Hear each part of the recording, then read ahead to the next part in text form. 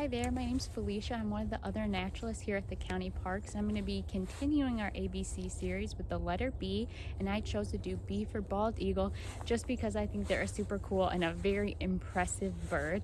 And they're just that, they're a bird, so they're going to share bird characteristics. So even when you think of tiny birds like hummingbirds, they're going to have characteristics in common. So they're going to have wings, beaks, talons, feathers. They'll be warm-blooded, lay eggs. But unlike a hummingbird, a bald eagle is going to belong to a group of birds called raptors, or birds of prey. And you can distinguish these raptors or birds of prey from other birds by looking at their beaks. So if you look at this picture of a bald eagle, you'll see that curved beak, and that's going to tell you that that bird eats meat. They're going to use that sharp curved beak just like we use a knife and fork to shred our food. So by having that, it tells you that that bird is a raptor. So along with that curved meat-eating beak, they're going to have sharp, large talons. So they're going to use those talons to catch their prey and take them where they need to go. And for bald eagles, that prey can be as heavy as 4 pounds. So to be able to carry 4 pounds of prey, you're going to have to be a big bird. So how big are bald eagles? So bald eagle females are going to be a little larger. On average, both males and females weigh about 10 pounds. They'll be between 35 to 40 inches tall. Again, females will be taller of the two, but their wingspans. So a female bald eagle has a wingspan of on average 7.5 feet. So I'm 5'1", so my wingspan should be pretty close to that. So if you can imagine, a bald eagle is going to have another 2.5 feet on me. Female bald eagles, like you said, are a little bit larger, but males equally as impressive. Their wingspan's just going to be a little bit smaller at 6 feet on average. What do these big birds eat that allow them to grow so much? So bald eagles are primarily going to eat fish, but they are opportunistic feeders, so they'll take advantage of small mammals, smaller birds, even carrion, which is what we think of vultures eating, that kind of decaying, rotting flesh. And then they're also notorious to hang out at landfills in some places because along with being opportunistic, they're kind of lazy. So if they can find a meal that another animal has already hunted, they'll take advantage of that. And then along with that, bald eagles can go long periods of time without eating thanks to something that they have in the back of their throat. It's called a crop. It's like a little pouch. And when they do find a meal, they can eat as much as they want, but they can also fill that pouch up. Up to 2 pounds of food will fit in there, and they'll be able to save that and digest that for however long they need to before they can get that next meal.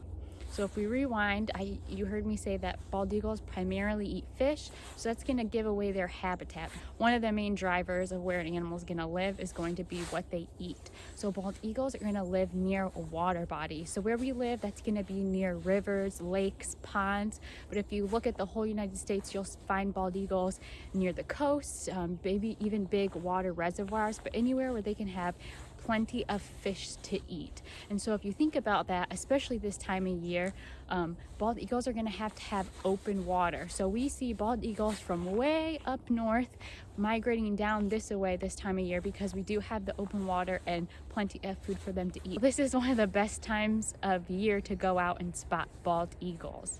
So along with good food habitat, you're going to want a good nesting site, right? And that's another super impressive thing about bald eagles is their nests are huge. By far the biggest nest that we have here in Elkhart County. And we do have them here in Elkhart County. I'll insert a clip of one that we have that's pretty close to the river. It's right along a pond, so again, that food source. So they're going to use red-tailed hawk nests or old abandoned bald eagle nests. And part of the reason that they get so big is they return to that same nest year after year and build on it. So rather than clean out last year's leftovers or eggshells, they're just going to build onto it. And by returning year after year, these nests get pretty impressive in size. And in these nests, bald eagles will lay and raise about 1 to 3 eaglets every year, and those eaglets will live in that nest till they're full size, and then a little bit after.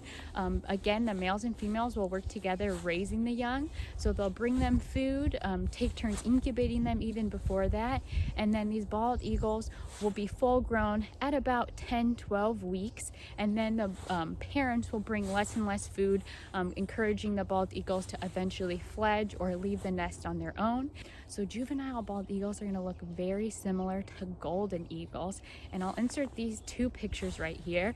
The difference when you are to see both of them, or if you're trying to distinguish one from the other, so you'll notice that the juvenile bald eagle has more of that white than the golden eagle.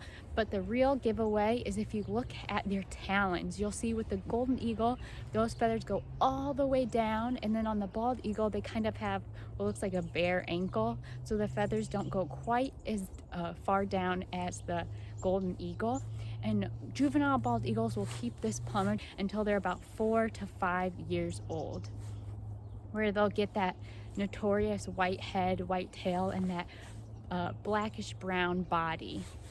So once they are adults, again, they don't have any real natural predators besides human because of their size. So their adaptations aren't really for protecting against predators. Their adaptations are more so allowing them to find prey efficiently.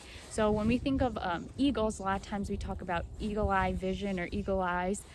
Bald eagles are going to have super incredible eyesight. Their other senses, not as strong. Their sense of smell, pretty poor.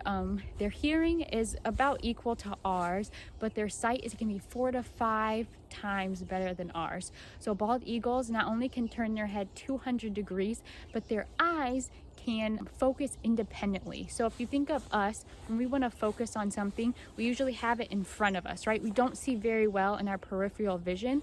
That's called binocular vision.